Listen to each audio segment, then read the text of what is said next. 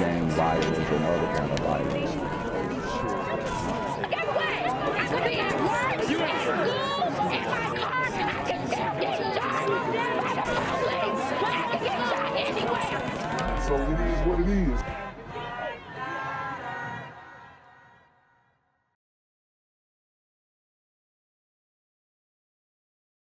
What's good, Shadow Realm? It's a Black Gen Z Mindset. Make sure you go ahead and like, comment, share, subscribe, and let's get into the video. All right, guys. So I was actually on Twitter and I found this very interesting video of, a couple young super teen gremlins on demon time. And yeah, they are in the suburbs, pretty nice homes. Looks like four-sided brick or three-sided brick. You got that vinyl siding right there. But I mean, these are nice neighborhoods and there is beef in the streets. So I'm just gonna play this video. I mean, it's very short, but the comments on this video, and I got this video from Twitter, are even more interesting. And if you guys don't know, Twitter is the new town square. So everything that matters is being discussed on Twitter, and there are many debates, many back and forths, many justifications of the demon time activities, and condemnations as well. But I think this video and then what we're going to read in the comments is going to pretty much sum up what is going on in the community right now in 2023. What's down? Man, what's down? Man, what's down? Hold on. What? What's down? Man, what's down? Man, what's down? Hold on. All right, so if you guys could not decipher what was actually said, these young gentlemen, right? How the news would call them, they were asking each other what's happening, all right? Because it looks like there's some type of beef, most likely ignited on the internet. And like I've told you guys before, we live in an op culture. And, these super teen gremlins are creating beefs online for, I guess, recreational purposes.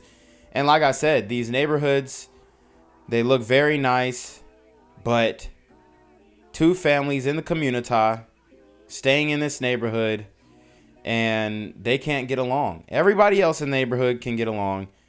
They might have gripes with HOA and, have words with their neighbor every once in a while. But other than that, everything is Gucci. But you have these two cliques in this neighborhood who are completely driving down the property value. So let's get into the Twitter thread. It says, y'all houses be nice AF acting like this. And that's really true. Okay. And the woman who posted this, it says they got 8 dudes outside my HB's house. My HB's house. I don't know. I don't know if she meant husband or baby daddy. And he want to go outside and record a video for the group chat. So it says over there bringing down the property value and ish. I mean, this thread is very interesting. Let's look at more of the replies. It says even rich folks fight. Don't let money blind you. Y'all ever watch Married to Medicine? So she talking about a darn show. Rich folks fight. I mean, they don't fight like this. They fight in court. A lot of those women didn't come from money, but the babies who are born into money, different situation. They just feel pressured to act a certain way to fit in. We still connect fighting to blackness. That's why they do that. Oh, God. This is crazy. It's crazy people from the hood think because somebody in the suburbs is supposed to be different. So, as you can see, the guys in the suburbs, they took issue with or the guys who grew up in the suburbs took issue with the hood dudes saying y'all houses be nice AF and y'all still beefing, y'all still doing all this stuff, because the hood dudes wish that they could be in your position, and then the guys in the suburbs in the community wish that they could be in the hood dudes position. So like I said, a lot of brothers are aspiring to be thug maxed alpha simps, and like I told you guys before, a thug maxed alpha simp is what sisters believe to be the ideal attractiveness. And I'm talking about in our age range, I'm going to get like 45, 60-year-old women talking about, that's not what I like to see in a young brother. And it's like, bruh, I'm talking about people in their 20s right now. The sisters are 100% looking for thug max alpha simps. I wouldn't say 100% of them. I say 80% are looking for thug maxed alpha simps. Okay, guys in the poo shicey mask, guys who are sagging their pants, guys who may depend on a woman for housing. Okay, hobosexuals. These are the thug maxed alpha simps, and they're willing to do anything online or in person in order to prove that they're some type of tough guy. So anyways, it says black kids from the suburbs often feel pressured to put on a black performance. People relate fighting to blackness. Black people in general are expected to fight as a part of being black, and black people from money are constantly being challenged about their blackness. I mean, she's right in many ways, but who are the ones challenging them about their blackness? It's other black people. And, they'll even challenge me on my blackness, even though I'm blacker than most of these folks out here, acting like they're some type of, revolutionary. But they'll question me on my blackness because I am not speaking the dialect of a thug maxed alpha simp. All right. So, guys, do not forget these terms. We are aspiring to be Malcolms, okay, mildly attractive, lucrative, communicative, operational, and likable men. We are not looking to be thug maxed alpha simps. And I think a lot of sisters need to take note and, become or not become, but look for more Malcolms, okay, even medium, ugly, lucrative, communicative, operational, likable men in order to secure a solid relationship where the guy is not going to run out on you. But it says, girl, them cheap A houses, that's the ghetto too. Those houses are cheap. Is she out of her mind? I mean, if I had to put a number on it, I would say like 425. They probably were 425. But if it's in Texas, maybe like 325. Property value just went down because of this video. It isn't always because they come from a well-to-do family. Sometimes these houses are Section 8 homes. The government has done some incentives. I think she meant incentives to provide housing assistance for homes that are actually really nice. Knew a woman in a huge home like this, one in a similar situation, and she's absolutely right. The government is actually, especially in these liberal cities, they are forcing, they're forcing some landlords to make their homes Section 8 or even the HOA might say, okay, we have to have 1 or 2 Section 8 homes. And it's getting spooky, y'all. And a lot of these sisters, they don't know where their kids are. Like I say, sisters, come get your kids, because it's true. And we're seeing the ramifications. And this video right here pretty much explains the whole gentrification argument. It breaks it down in less than 10 seconds. Like I said, we got to do better. We got to know where our kids are at, and we cannot allow the op culture to infiltrate their psyche. They're definitely manufacturing ops, manufacturing beefs online that they genuinely could have avoided by logging off. Yo, what's good, BGZM News 17 family? I'm at the corner of Jesse Jackson and Marcus Garvey, and I got some bad news for you. As you can see, I lost my job. I'm out here living in cardboard boxes outside of boarded up vacant homes. YouTube said I'm done getting money out here in these streets. They even took my funky ass suit. So anything right now would help. So go ahead and hit that Cash App hit that PayPal, hit that GoFundMe, hell, cop the merch. Or if you want to make the long-term commitment to the Jinquavius Jackson Fund, join the Patreon so that I can continue to put out top-notch content each and every day. Also, check out the Rumble, where there is absolutely no censorship. Link in the description box below. Hey, yo, ain't that nigga Jinquavius? Yo, I recognize. No, that's not me no more. Hey, yo, run your pocket. Y'all killing me with this shit. Do the opposite of Antonio Brown and take What over your more store. do you want from me? Shootings. Well, new this morning, a series of shootings rang out across the metro area this morning. That's right, Zach Labe live in the studio with a breakdown of what we know so far. Zach. Hey, good morning, Tik and Seth. Well, there were at least 3 shootings across the area just this morning, and 2 of these shootings happened relatively close to each other. So around 5:30 this morning, NOPD responded to reports of shots fired at the intersection of Wall Boulevard and Odysse Street. 3 shootings within 90 minutes, I believe they said. In New Orleans, they're not getting any better. We continue to see, things like this happen over and over again. I mean, honestly, it's looking like a lost cause, okay? There are things that could be done that it seems like, whether it be law enforcement or local government, they're just not willing to do it.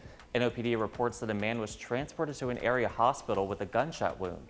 And not too far away from that, around 5:51 this morning, a man was in his gray Honda Civic at Shirley and General de Gaulle Drive when another man got into his car with a gun and told him to get out. He drove with that suspect to Lawrence and Deborah Street, where he then got out of the car, and the suspect then fired several shots, hitting him multiple times before driving away. That man was also later transported by EMS. And NOPD is investigating another shooting incident from earlier this morning in the 1900 block of Perdido Street. They say a man was transported to a nearby hospital with a gunshot wound. If you have any information on any of these shootings, you're urged to contact Crime Stoppers at 504-822-1111. In the studio, Zach Labe, WGNO News. Speaking of that, crime is also driving businesses out of New Orleans. A massive company is moving their corporate office to a nearby suburb after nearly 20 years in business. The final straw came after one of their employees was nearly kidnapped off the street last year. And in the past year, business burglaries are up 34% and auto thefts are up 167% as total crime in New Orleans also rises. Shane Guidry is the executive chairman and CEO of Harvey Gulf International Marine. He joins me now. Shane, thanks for getting up with us this morning. But, you said the final straw in deciding to move your business was obviously this attempted kidnapping, which I think happened at 7:30 in the morning. But what else has led to this decision? So you guys hear that you have businesses leaving the city of New Orleans because the crime is so bad. So this is a business owner. He's going to explain why they're moving their headquarters or operations out of New Orleans, and it's not going to be good for the community. And they might even paint this as racism and say that he's creating a business desert. Well, we have a crime just out of control in our city, like most major cities that are just not having judges impose the right bonds and the right sentences on criminals, which affords them to be able to go out and commit more crimes. So that was a good point too. We're not getting the sentences that we'd like to see on violent crimes. We're getting these OR bonds, release on your own recognizance. And although if the crime is not violent, I get it. But once you got dudes who are, assault with a deadly weapon and they're getting bonds so easily, and house arrest orders, they're just going to cut the brakes off. It happens all the time and nothing's being done. I remember a few months back, Chicago was actually running out of house arrest bracelets, especially during the CV. So, I mean, this is something that's starting to become a norm, and businesses are done. They're leaving, okay, because they understand the trends. So I've watched this now for the last 10 years since Mayor Mitch Landrieu entered into federal consent decree with the federal government because he lost control of the New Orleans Police Department. And I considered moving then, but I wrote it out a little longer, about 10 years. And, you know, it's just time to move. We had the Jazz Fest last week. We had patrons having dinner. The restaurant was shot up. An innocent bystander having a nice, quiet dinner with her husband was shot. I mean, those types of things should not go on in America today. And I just can't let my people be put in those positions. So we're going to move 2 miles away to Jefferson Parish, where the sheriff there is one who is committed to fighting crime. The DA is one committed to prosecuting people, and the judges impose big bonds and harsh sentences. I mean, is there a police force fully staffed there? Oh gosh, yes. The Jefferson Parish Sheriff's Office is the largest sheriff's office in Louisiana. He has about 1,100 to 1,150 gun carrying officers. I used to be one of them for the prior sheriff. So I know the department really well. I know the intricacies of it. So I know when my people move there, they're going to be safe every single day. Well, we appreciate your service when you did work there. But, you know, the New Orleans mayor, Mayor Cantrell, addressed the city's safety concerns, saying in a statement, quote, "The city was obviously disappointed to learn that Harvey Gulf will be leaving New Orleans. We are keenly aware that public safety is a top concern for our stakeholders." You know, is she aware of this, or is she more talk, no go? Look, to be totally fair for her, she inherited from Mayor Mitch Landrieu a horrible consent decree. And when I spent time working at the Attorney General's office with I mean, but we can't take the accountability off of LaToya Cantrell. She's had multiple incidents of, you know, mismanaging funds, using government property improperly, you know, taking luxury flights on taxpayer dime. So, you know, she's made many mistakes.